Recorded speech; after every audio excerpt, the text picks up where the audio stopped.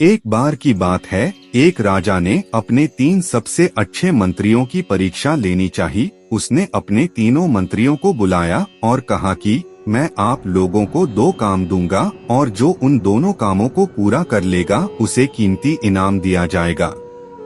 इनाम की बात सुनते ही तीनों मंत्रियों ने राजा की बात मान ली। इसके बाद राजा ने तीनों मंत्रियों को एक एक थैला दिया और कहा, आप तीनों हमारे बगीचे में जाइए और इन थैलों में अच्छे अच्छे फल भर के लाइए। जो ज्यादा फल भर के लाएगा उसका पहला काम पूरा माना जाएगा और उसके बाद मैं आपको दूसरा काम बताऊंगा।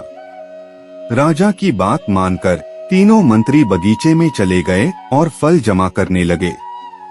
पहले मंत्री ने सोचा कि राजा हमारे तोड़े हुए फल तो खाएगा नहीं। उसने जल्दी जल्दी थैले में नीचे से सड़े गले फल डाल दिए और ऊपर से थोड़ा बहुत अच्छे फल भर दिए।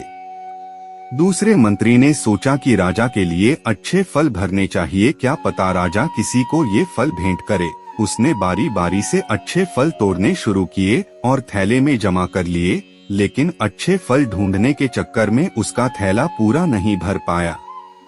तीसरे मंत्री ने सोचा कि राजा के पास इतना समय तो है नहीं कि वो थैले खोल खोल कर हमारे फल की जांच करेगा। उसने इधर उधर से घास फूस जमा करी और थैले में भर दी। साथ ही ऊपर से 2-4 फल भी डाल दिए। घास फूस की वजह से उसका थैला पूरा भर गया।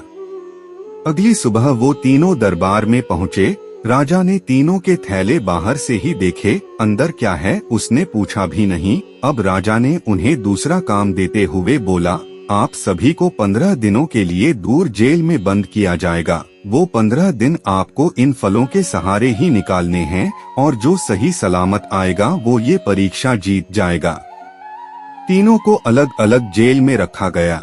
जेल के अंदर थोड़ा पीने के पानी के अलावा कुछ नहीं था। खाने के लिए उनके पास थैले में भरे उनके फल ही थे।